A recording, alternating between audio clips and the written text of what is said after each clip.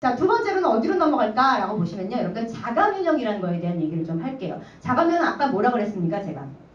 얘는 자기 몸을 공격하는 애들이다라는 겁니다. 대표적으로 여러분들 류마티스, 관절염이라는 얘기들이 있고요. 그 다음에 여러분들 여기서 보시면 궤양성 대장염도 그렇고 갑상선 질환도 그렇고요. 요즘엔 이상한 질병을 되게 많이 생겨라고 얘기하는데 그런 질병들의 대부분이 뭐냐면 자기 몸에 있는 면역세포들이 자기를 공격하기 때문이라고 보시면 되겠습니다.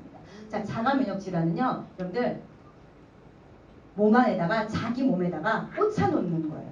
얘는 나쁜 놈이야라고 그러면서. 좋은 얘기예요? 나쁜 얘기예요? 무슨 얘기인지 이해하세요? 자, 제가 저번에도 한 번 얘기한 적이 있는 것 같은데 우리나라가 지금 이렇게 무슨 정권이에요? 문재인 정권이 들어오기 전에 박근혜가 왔었잖아요. 그때 그 쿠데타가 날려고 기획했었던 거 기억나시죠? 네. 기억나세요? 네. 자, 그 문건도 막 나오고 그랬었는데 그건 왜 그랬을까요? 왜 쿠데타를 일으키려고 했었어요? 나라를 만만히 봐서 그래요. 그렇지 않나요? 내 몸을 나라라고 한번 생각해 보세요. 내 몸을 지켜주는 군대들이 어떻게 생각해요? 나를 만만히 보는 거예요. 내 몸에 세포들이 부실하다고 생각한 거예요. 그래서 지가 나를 점령할 수 있을 거라고 생각하는 거예요. 그래서 자기 몸을 공격하기 시작하는 거예요. 그게 얼마나 무서운 얘기예요. 내 몸을 지켜줘야 될 군대들이 내 몸을 공격하는 경우가 발생을 하면서 문제는요. 몸이 막 부어요. 몸이 막 뒤틀려요. 그러면서 정상적인 손이 아니라 이렇게 몸이 뒤틀려요. 자, 그럼 얘를 비교 한번 해볼게요. 퇴행성, 제가 항상 얘기하는 건 퇴행성 관절염과 류마티스 관절염은 굉장히 다른 거예요. 둘 다 관절염이에요. 맞죠? 염증을 일으키는 애들인데 얘네들의 차이는 뭐냐는 거예요. 퇴행성 관절염은 뭐한 거예요? 퇴행이 된 거예요. 관절이라는 건 어떻게 된 겁니까? 많이 써서 닳아서 연골에 염증이 생긴 거예요. 그런데 류마티스 관절염은 어떻게 되는 건가? 쓰지도 않았는데 거기가 염증이 생기고 부어오르는 거예요. 왜? 그 염증이라고 하는 것을 왜 만들었어? 공격세포가 누구였어요? 면역세포인 애들이 백혈과 그 연골을 공격해서 만든 거예요. 얘네 차이점이 뭔지 아세요, 여러분들? 퇴행성 관절염은 밤에 아파요. 하루 종일 쓰고 나니까 거기가 저리저리하고 아픈 거예요. 류마티스 관절염은 언제 아파요? 아침에 아파요. 아침에 띵띵 부어요. 아침에 손발이 붓고요. 손발이 뒤틀려서 뭐 움직이지 못할 정도로 이런 경우가 발생을 하면 이건 류마티스라고 고민하시면 돼요. 그래서 관절 염증이지만 문제는 다르다. 자, 왜 그러냐면 내 몸에 나쁜 균이 너무너무 많기 때문에 그래요. 내 몸을 청소되지 못하기 때문에 이 건강하지 못한 세포들이 많으니까 몸 안에서 어떻게 해요? 정상적인 면역세포들이 이 늙은 세포들 자꾸 공격하면서 나를 못 살게 보는 거라는 거예요. 그래서 좀 이따도 얘기하겠지만 장누수 증후군이라는 게 있어요. 몸 안에서 독소들이 잘 나가지 못하고 계속해서 남아져 있는 그런 경우들이 있고요. 활성산소에서 산화가 된 것이라고 보시면 됩니다. 그래서 활성산소를 없애야 되겠죠. 자, 그러면 여러분들 잘 보시면 되게 신기한 건 이 활성산소가 면역을 떨어뜨리기도 하지만 면역을 이상하게 과잉으로 만들기도 한다는 얘기인 거예요. 이해가시겠죠? 자, 그래서 결과적으로 활성산소에 의해서 누가 만들어지는 거냐면, 자, 류마티스 관절염 잘생긴 사람, 그 다음에 자가면역 질환 있는 사람들 대부분 보면 몸 안에 독소가 많다고 얘기를 해요. 그리고 활성산소가 많다고 얘기를 해요. 그 활성산소를 억제해줘야 돼요. 그러면 우리는 만약에 류마티스 관절염 있는 사람한테 리저브를 권한다라고 얘기하면 뭐라고 얘기해야 될까요? 면역을 높여줘야 돼라고 얘기하면 틀린 얘기예요. 면역의 밸런스를 맞춰줘야 돼. 몸 안에 있는 독소를 빼주고 면역의 밸런스를 맞춰줘서 정상적으로 면역이 돌아오게끔 만들어줘야 돼 라고 얘기하셔야 된다는 겁니다. 의미적으로는요. 얘가 굉장히 광범위한 일을 하고는 있지만 전달되는 내용은 달라져야 된다는 얘기예요. 나 지금 암에 걸렸어. 나 감기에 잘 걸려. 나 면역력이 자꾸 떨어져 대상포진 걸렸어. 이런 사람들은 뭐라고 얘기해야 돼요? 면역력을 높여줘야 돼. 지금 면역력이 떨어져 있어. 그래서 면역에 힘을 실어줘야 되거든. 이렇게 얘기하시는 게 맞고요. 지금처럼 이 사람처럼 어떻게 해요? 자가 면역 질환이 걸렸어. 비제스병이 걸렸어. 지금 문제가 지금 자기 몸을 자기 스스로 공격하고 있어. 이러면 어떻게 해야 돼? 면역의 밸런스가 안 맞아서 그래. 몸 안에 독소가 많기 때문에 독소를 빼낼 수 있으려면 내 몸에 뭐부터 빼내야 돼? 활성산소부터 빼내야 돼. 이렇게 얘기하시는 게 맞아요. 그래서 다 기능을 갖고 있지만 얘기하는 방법은 달라져야 된다라고 보시면 됩니다. 자, 관절통이 굉장히 심한 사람이에요. 자, 이 사람은 언제 그러냐면 아침에 뻣뻣하다. 그리고 1시간 정도 지나면 괜찮아지기는 하는데 류마티스 관절염 이런 사람들은 의심하는 게 좋아요. 자, 구강기양이 굉장히 심한 사람들도 있어. 이런 사람들도 입안에 염증 잘 생기고 이런 사람들인데 반복적으로 입안에 헐고 굉장히 입안이 잘 안 좋으면 루푸스라는 거, 베제트병 이런 것들 의심할 필요가 있다는 거죠. 단순히 나 왜 이렇게 입안이 자꾸 헐지가 아니라 베제트나 루푸스를 의심하고요. 입안이나 성기 통증이 있는 작은 궤양 여러 가지도 생길 수 있는 게 베제트예요. 이런 것들이 자꾸 생기면 내 몸에 독소가 많구나. 환경오염에 내가 많이 노출이 됐구나 라고 생각하시면 됩니다. 자, 허리가 자꾸 아파. 그럼 허리가 단순히 그냥 허리를 많이 써서 요통을 올 수도 있죠. 근데 이 사람은 어떻게 하냐면 자가면역 질환은요. 45세 이전의 환자이면서도 요통과 뻣뻣함을 아침에 더 심각하게, 그쵸? 아침에 뻣뻣하게 더 나타나게 하고요. 활동을 하게 되면 그나마 좀 괜찮아지는 것 같아. 살만해 라고 얘기하죠. 엉치부에 통증이 있다 그러면 강직석 척추염. 이게 뼈가 점점 붙는 병이에요. 그래서 뼈가 붙어서 나중에 못 움직이는 그 영화들도 나와 있어요. 자, 강직석 척추염 같은 것도 바로 자가면역 질환의 일환인 거고요. 그 다음에 얼굴에 자꾸 발진이 생기는데 그냥 단순한 여드름이 아닌 거죠. 얼굴에 홍반성 발진, 빨갛게 나타나는 거예요. 그러면서 굉장히 결절성 홍반, 단단한 여드름 같은 것들도 생기면서 햇볕을 쬐면, 그래서 신기하게도 나 요새 햇볕 알러지 생겼어요. 선크림 못 발라요 하는 사람들이 많아졌어요. 이거 다 자가면역 질환의 일환이에요. 그럼 선크림 못 발라? 그러면 넌 그럼 나가지도 못하겠네? 그냥 뭐 뒤집어 쓰고 나가야 되겠네? 이렇게 얘기하지만 이 사람 문제가 뭘까요? 몸이 활성화가 많아요. 몸이 산화가 많이 돼서 몸 안에서 모든 걸 거부받는 반응이라고 보시면 됩니다. 자, 그럼 이런 사람들도 몸에게야 돼요. 잊어보게 돼요. 그래서 이런 것들 내가 알고 나면 훨씬 더 적극적으로 권유할 수 있는 방법이 있다라는 겁니다. 그래서 관절염과 퇴행성 관절염에 대한 얘기를 하고요. 이건 좀 넘어가서 글루코사민 넘어가고요. 근데 뼈에 좋은 것들과 그 다음에 또 관절에 좋은 것들과 그 다음에 또 한 가지 더 중요한 건 뭐냐면 스트레스는 잠을 못 자요. 활성산소가 많아지면 몸 안이 굉장히 힘들어지거든요. 숙면을 취하는 게 무조건 굉장히 중요해요. 그래서 무조건 리자브만 권유하지 마시고 AMPM도 항산화 물질 엄청나게 많이 들어가 있거든요. 그리고 몸 안의 활동력을 굉장히 좋게끔 해주기 때문에 AMPM 같이 권유해 주시는 게 좋고요. 마지막으로 면역 과민에 대한 얘기를 하고 마치겠습니다. 자, 면역 과민 아까 제가 잠깐 얘기했죠.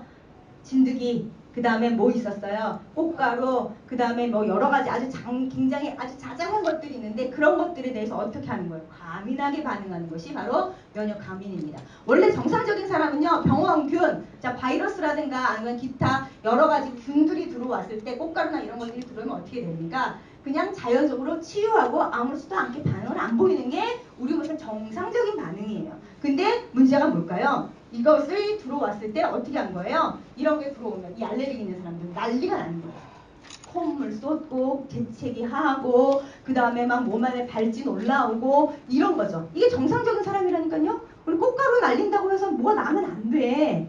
그쵸? 여러분도 복숭아 먹으면 얼마나 맛있어. 근데 복숭아 먹으면 두드러기 왕창 나오는 사람들이 있단 말이에요. 저 같은 경우는 개라고 얘기하면 또 못 알아듣죠. 꽃게를 먹으면 두드러기가 와요. 이게 알러지가 있단 말이에요. 근데 꽃게 알러지가 오고 나서부터는 뭐가 오냐면 진드기 알러지도 오는 거예요.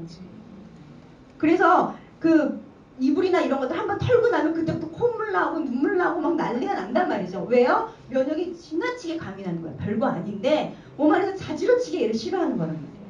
이게 과민한 증상이라는 거죠. 결과적으로 이렇게 가려우니까 어떻게 해요? 여기 빨갛게 일어나고 이걸 긁으면 이게 어떤 일이 벌어져요? 애들 같은 경우는 시원할 때까지 긁다 보면 이게 피딱지가 생겨요. 그 여기 이제 균이 또 들어가지. 그러면 진물이 나오지. 그 진물 나오면 다시 또 피딱지가 앉지. 그래서 아토피 애들은 그냥 피부가요 무진장 안 좋아요. 막 여기 긁고 있고 여기 있고 그리고 밤새도록 자기도 모르게 긁다 보니까 얘가 숙면을 못 취해서 키도 잘 안 자라고 왜소한 애들이 되게 많아요. 아토피는 애들 같은 거. 자, 그게 대부분이 뭐래요? 아토피의 원인이 환경오염이라는 거예요. 환경오염이 자꾸 내 몸에 들어오고요. 나쁜 독소들이 몸 안에 쌓이고 활성산소가 자꾸 쌓이면서 결과적으로 몸 안에서 거부 반응을 일으키는 것이 과민 반응이라고 보시면 되겠습니다. 자, 그럼 어떻게 해야 돼요? 이런 노출 안 시켜야 돼요. 그러니까 요즘에 이제 아주 난리가 났어요. 이제는 세탁기가 아니라 뭐도 팔아요? 건조기도 팔아요. 왜 건조기 왜 팔아요? 저는 건조기 왜 팔아는지 난 이해가 안 갔어 처음에는. 근데 아기를 가지고 있는 엄마들은 지금 다 건조기 안 사면 난리가 나는 거예요. 왜? 빨래 나오는 균까지 다 죽이고 탈탈 털어가지고 얘가 싹 살구까지 해서 나오기 때문에 그래서 아이들한테 되게 좋다고 집안에 돈이 없어도 건조기 나간다는 거예요. 요즘. 요즘 공기청정기 기본으로 다 깔고 있고요. 그쵸? 시대가 변했어요. 이 환경오염이 굉장히 심해지면서 결과적으로 우리 몸의 면역들은요 굉장히 뭐냐면 과민해진 거예요. 예민해진 거예요. 살짝만 건드려도 턱 터지는 듯한 그런 과민성을 갖고 있다는 겁니다. 그런 과민성 있는 사람들은 어떻게 해요? 무조건 가렵단 말이에요. 자, 그럼 이게 가려운 사람들은 어떤 일이 벌어지냐면 약을 바르게 된단 말이에요. 히스타민제, 항히스타민제. 히스타민이라고 하는 게 좋은 건데 이 물질이 과하게 나오면 이게 몸 안에 가려움을 일으키거든요. 그런 것들을 가라앉혀준 연고들 있잖아요. 그런 게 항히스타민제예요.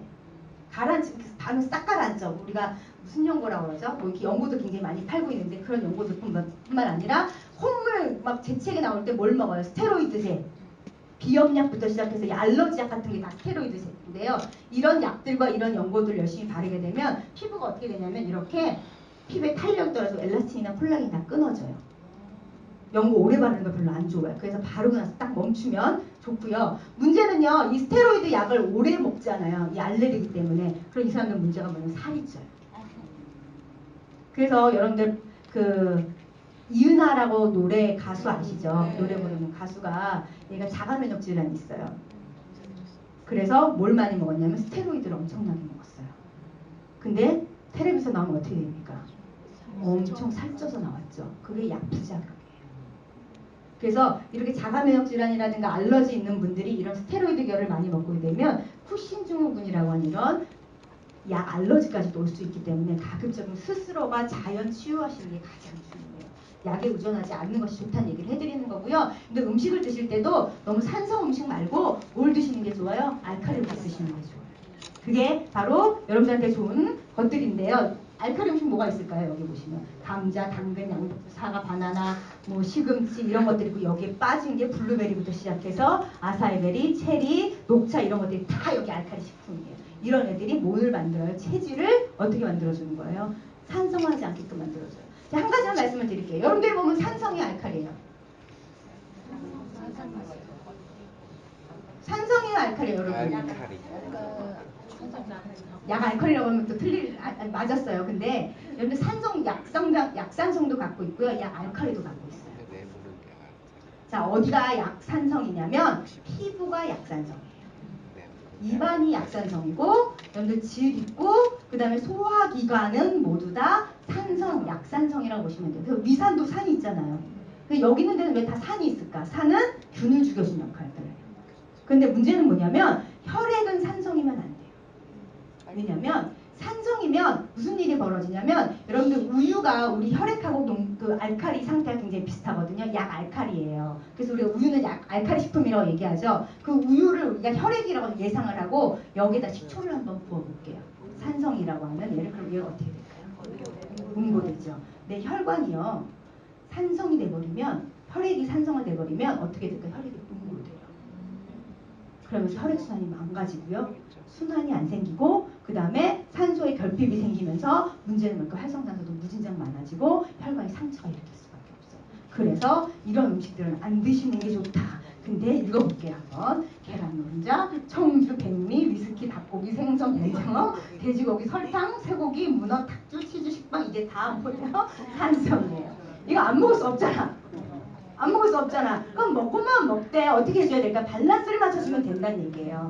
우리가 이걸 별로 안 먹고 얘를 너무 많이 먹으니까 문제니까 어떻게 밸런스를 맞춰야 될까? 야채 일부러 섭취하셔야 되고요. 또 한 가지 여러분들이 드시는 리저브는 어떤 거예요? 산성 음식이 아니라 알칼리 음식이에요. 그래서 혈액을 산성하는 것을 막아줄 수가 있다는 겁니다. 이걸 꾸준히 드시면 혈액의 밸런스를 맞춰주는 효과가 굉장히 좋아요. 그래서 이렇게 여러분들 보시면 여러분들 내 몸의 정상일 때 내 몸의 혈액이 산성하면 어떤 일이 벌어져요? 암세포가 훨씬 더 빨리 생겨요. 근데 내 몸의 알칼리 상태가 계속해서 유지가 되면 어떤 일이 될까요? 아까 얘기했잖아요. 암세포가 사멸한다고. 다 연결고리가 돼 있어요. 그래서 이런 암에 관련된 것도 혈액과 관련된 것도 굉장히 중요하지만 또 한 가지 문제가 뭐냐면 혈액이 산성화되면 내 몸의 단백질이 파괴가 되면서 내 몸에 중요한 것들이 잘 파괴가 되고 결과적으로 탄력도 떨어지고 헤모글로빈의 활성도 떨어지니까 혈액이 굉장히 좋은 산소의 영향을 받지 못할 뿐만 아니라 면역세포도 파괴되면서 이상 증상이 나타날 수밖에 없습니다. 자, 또 한 가지 몸 안에 활성산소가 많고 몸 안이 산성화되어 있으면요 몸 안에서 냄새가 많이 나요.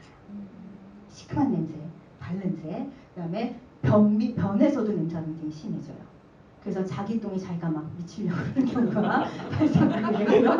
그다음에 붓기와 마찬가지로 이런 뼈도 훨씬 더 그 칼슘이나 이런 굉장히 좋은 것들이 잘 빠져나간단 말입니다. 그래서 이런 산성화에 될 수 있지 않게끔 하려면 꾸준히 노력해야 되는데, 산성화가 심한 사람들은 어떤 일이 벌어진대요? 비만, 아토피 이런 사람들은 피부에 이런 증상들도 굉장히 심각해질 수 있어요. 자, 그러니까 여러분들은 어떻게 해주셔야 되냐면 이 장내 독소도 잘 활용해줘야 돼요. 자, 그럼 리저브 드셔야 되는 건 알겠죠? 자, 뭘 한 가지 더 추천해드리면 여러분들 유산균을 드셔야 돼요.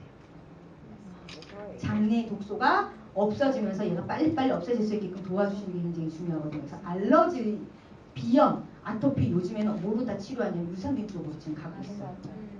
면역 쪽으로 과민한 사람들은 다 아토피를 해서 몸 안에 나쁜 독소들 다 빼내고 그 다음에 좋은 균들이 자리 잡게끔 해주는데, 자, 제가 여기서 얘기하는 이유가 뭐냐, 우리 별도로 유산균 안 팔아요. 맞죠? 그러면 다른 데 구매하셔도 상관없어요. 근데 저는 굳이 그럴 필요가 없다고 얘기하는 게 뭐냐면 AMPM 안에 유산균이 들어가 있어요. PM에 들어가 있어요. 그래서 밤 동안에 PM이 언제 먹으면 좋으냐면요, 공복에 먹는 게 제일 좋아요. 밥을 먹고 나서 2시간 있다가 드시면 유산균이 훨씬 더 장 정착률이 좋아져요. 그래서 자기 직전에 드시는 게 더 좋다는 얘기인 거예요. 그러면 유산균을 드시면서 장내에 굉장히 좋은 노폐물, 나쁜 균들은 다 죽여주고 좋은 균들은 살려주는 유산균이 또 들어있는 것뿐만 아니라 뭐 뼈에도 좋아, 호르몬에도 굉장히 좋아, 면역에도 좋아, 항산에도 좋아, 이렇게 좋은 애가 어디 있습니까? 그거 하나만으로도 충분히 여러 가지 효과를 낼 수 있기 때문에, 그래서 제가 적극적으로 권유한다고 보시면 됩니다. 그래서 요즘의 추세는 유산균과 면역 질환인데, 어떤 면역? 알러지, 아토피에 관련된 면역과 굉장히 관련이 깊기 때문에 우리는 유산균이 들어있다. 그러면 AM에는 뭐가 들어있느냐면 제가 강조하지만 그와 반대로 효소가 들어있어요. 소화효소. 그러니까 소화가 잘 안 돼요. 더부룩해요. 위장의 기능이 떨어졌어요. 이러신 분들은 꼭 AMPM 중에 AM은 오전에 드시는 것이 확실히 효과를 보실 수가 있으십니다. 자, 그래서 여러분들 프로바이오틱스라는 유산균이 어떤 역할을 하는지 잠깐 요거 하고 마무리를 할게요. 피부에 점막이 있죠. 이 점막 중에 이 균들이 이 피부로 막 들어오려고 그러는데, 나쁜 균들이 들어오려고 할 때 이 프로바이오틱스라는 애가 딱 점막에 진을 치고 얘네들을 못 들어오게 탁 막아주는 역할을 해요.